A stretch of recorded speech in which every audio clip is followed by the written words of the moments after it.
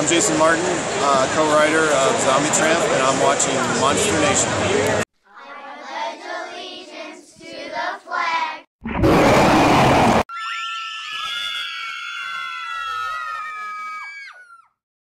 Alright, this is Monster Nation, and I'm here with Jason Martin.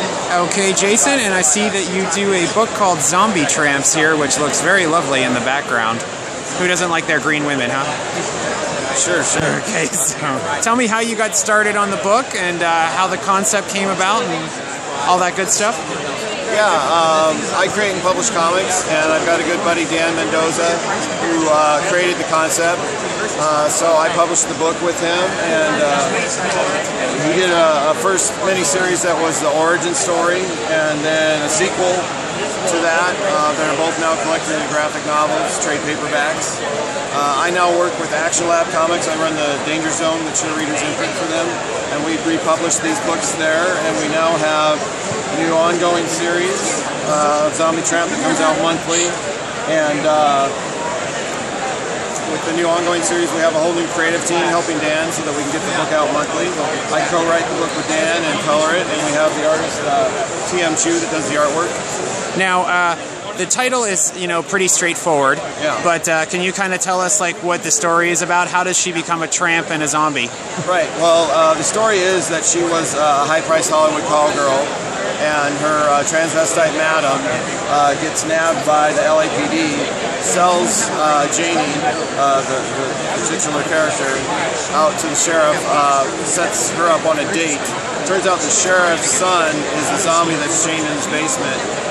Janie gets bitten by the zombie, becomes an undead, but rather than being garden variety zombies, she gains supernatural abilities. She maintains her brains, and she sets out for revenge. It's basically a cartoon Grindhouse setup.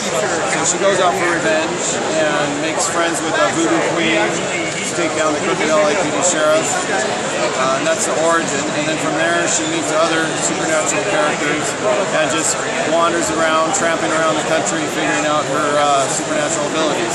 So, what are some of those abilities? What would you say her funnest superpower is?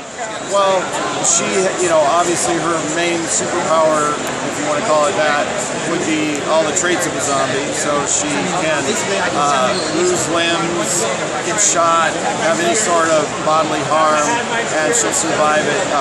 She's even gotten torn in half, but she has the ability to repurpose other body parts into her own, as well as transfer her consciousness from body to body.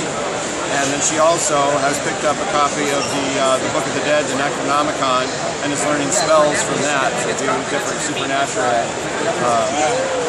She really gets around, huh?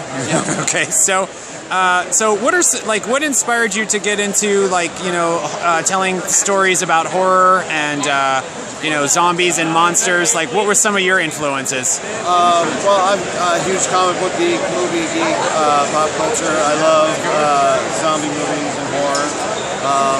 Dan, the creator of Zombie Tramp, has a lot of similar sensibilities. We love Grindhouse, over-the-top, cornball stuff. So it's just fun to take those different genres, throw them together, and tell crazy, cool stories with them. So what is your favorite Grindhouse movie? Well, it's okay if it's obscure. When you say that, to me, I really think of, and it doesn't even qualify, the movie Grindhouse, because that's really inspired. That's a great movie. My affinity for that material. I didn't grow up with it, so yeah, I love the Grindhouse movie. I love Planet Terror and Death Proof equally. Really? Okay. Did you like Rose McGowan?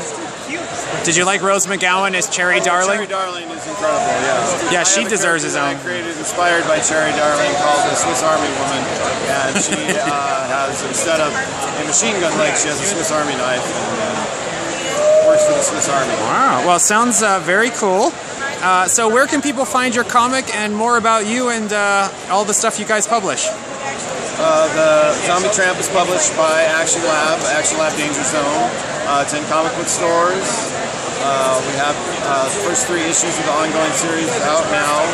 It's also available online digitally at all your larger digital outlets like Comixology.